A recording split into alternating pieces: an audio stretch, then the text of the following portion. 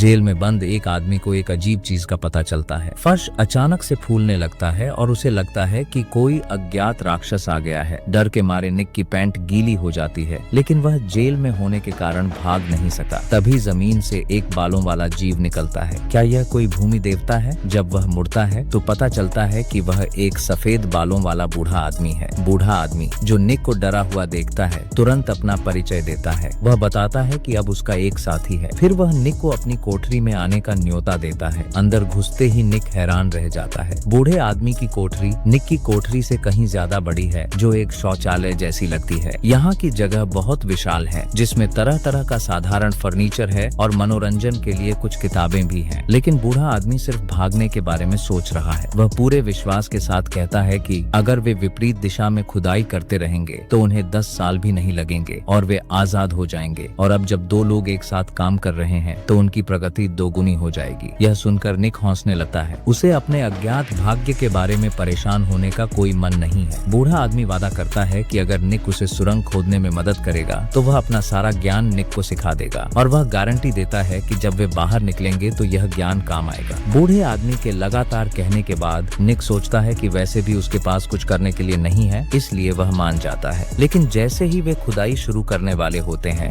बाहर से jail guard के कदमों की आहट आती है। निक तुरंत अपनी कोठरी में वापस चला जाता है। ऐसा इसलिए है क्योंकि इस जेल में दरवाजे दिन में 2 बार खुलते हैं, एक बार कचरा इकट्ठा करने के लिए और दूसरी बार रात का खाना लाने के लिए। जब तक वे इन 2 समयों में अपनी कोठरियों में रहते हैं, तब तक गार्ड को कोई संदेह नहीं होगा। बाकी समय वे सुरक्षित रहते हैं और वे इस समय का उपयोग पूरी ताकत से खुदाई करने के लिए कर सकते हैं। दोनों तुरंत काम पर लग जाते हैं। सुरंग खोदने से पहले बूढ़ा आदमी अपने बालों का एक हिस्सा काटता है, उसे एक चकमक पत्थर से जलाता है और फिर अपनी बनाई हुई मोमबत्ती को जलाता है। वे उस सुरंग में घुस जाते हैं और हल्की रोशनी की मदद से खुदाई का काम शुरू करते हैं। खाली समय में बूढ़ा आदमी निक को अर्थशास्त्र, दर्शन शास्त्र, विज्ञान और गणित जैसे विषयों का ज्ञान देता है। जो कुछ भी उसे आता है वह सब कुछ निक को सिखाता है। निक भी जल्दी से सीख जाता है। कभी कभी वे 1 या 2 चूहे पकड़ते हैं और अपने भोजन को बेहतर बनाते हैं। एक दिन निक को पता चलता है कि बूढ़ा आदमी मार्शल आर्ट भी जानता है, इसलिए वह उसे कला सिखाने की भीख मांगता है ताकि वह एक दिन भाग सके और उस आदमी से बदला ले सके जिसने उसे जेल भिजवाया था। बूढ़ा आदमी खुशी खुशी मान जाता है। फिर